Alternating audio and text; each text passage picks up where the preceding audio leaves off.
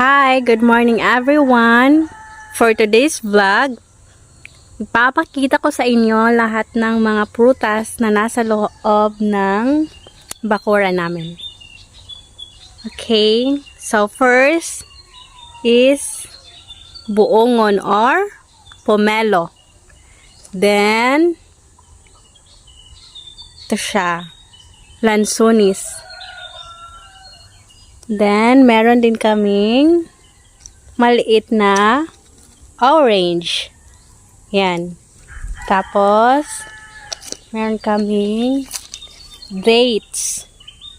1, 2, 3. 3 yung dates namin.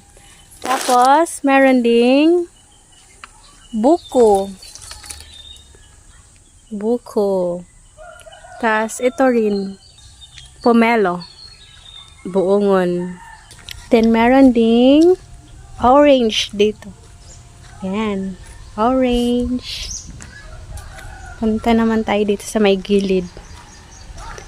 Meron ding isa pang lansunis. So, ito siya. Medyo maliit pa siya lansunis. Tapos, meron ding buko. Diba? Dami. Tapos, meron pang lansunis dito. Lansunis din yan. Tapos ito, orange. Mas mataas na. Yung orange namin, oh. Tapos ito ring isa, orange. May ano din. Ano ba yan? Banana. Ano sa Tagalog yung banana?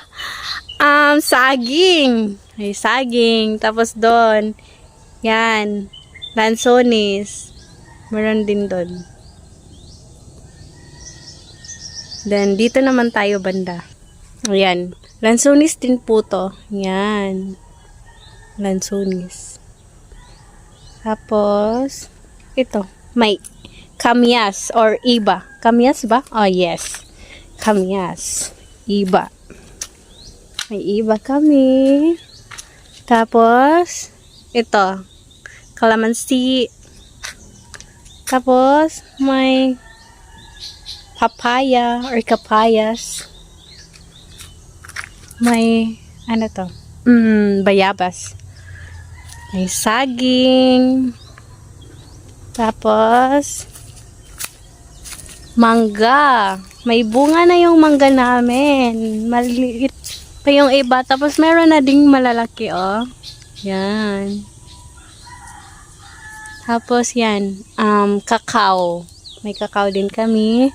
Tapos ito, yung parang cactus, dragon fruit. Tsaka, kapayas, papaya. Ito, kakao din. Wala pang hinog. Maliliit pa. Kakao. Hilaw pa. Hilaw. Then, mangga. May mangga na. May bunga na yung mangga. Sa taas, may mga malalaki na rin. Tapos, yan. May bayabas.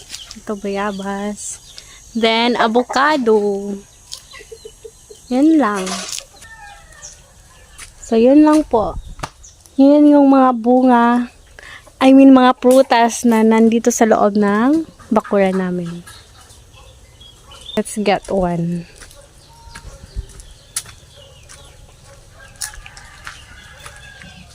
Ang layo. Ay, ito. Kuha tayo isa.